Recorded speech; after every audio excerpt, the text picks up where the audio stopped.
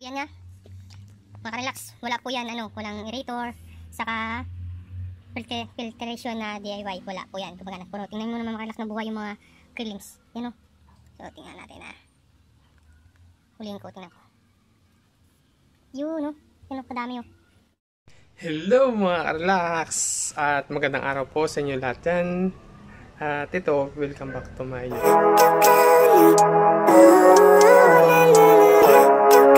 YouTube channel. So yan mga karelax, no? Bisita na naman tayo ulit sa crayfish pond ko. So yan, no? Nag-iba na kasi yung pwesto ng crayfish pond ko nasa likod na ng bahay. So ito, naging busy po ako ng mga 4 na araw. So nilagyan ko po to ng mga kangkong. Siyempre hindi naman to nawawala dyan yung talisay leaves. Yan.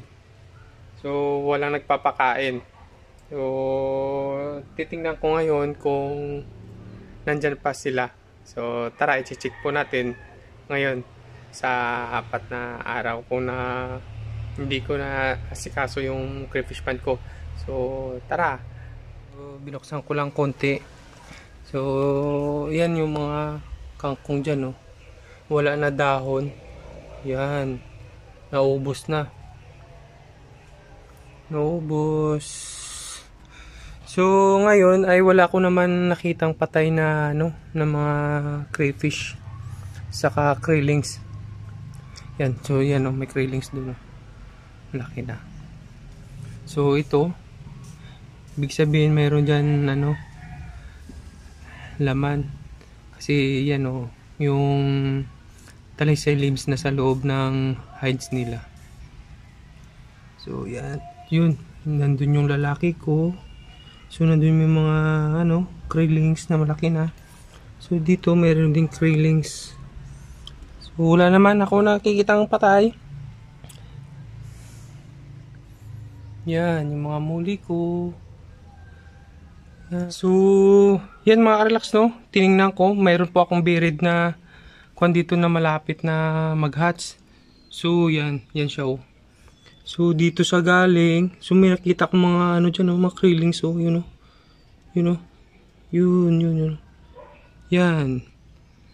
So lagay ko na lang dyan. Nag-hatch na sa ngayon mga karelax. Yan pinabayaan ko lang. Siya yung buried ko. Yun.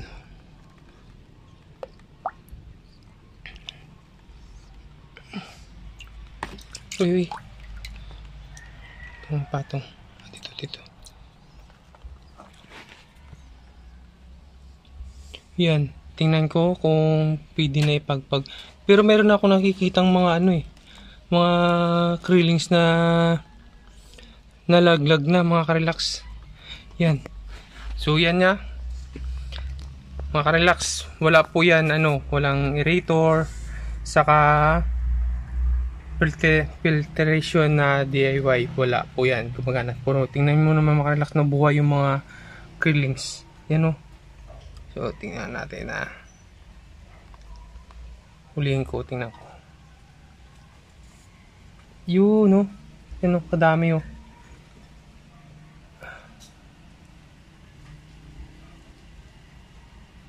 kumpul-kumpulan. Yun yun, kalaglag na siya. Uy. Hindi ko na mahuli yun. So yan na mga relax nandyan na yung krillings.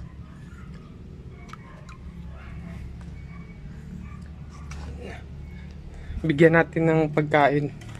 Kasi ilang araw na nagpapakain dito baka kainin ng mga ng mga muli yung yan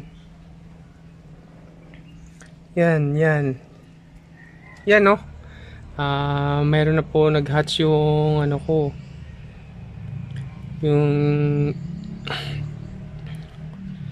isang crayfish ko dito. So Yan, nakikita ko na yan, oh, yung gumagalaw ng mga kwan.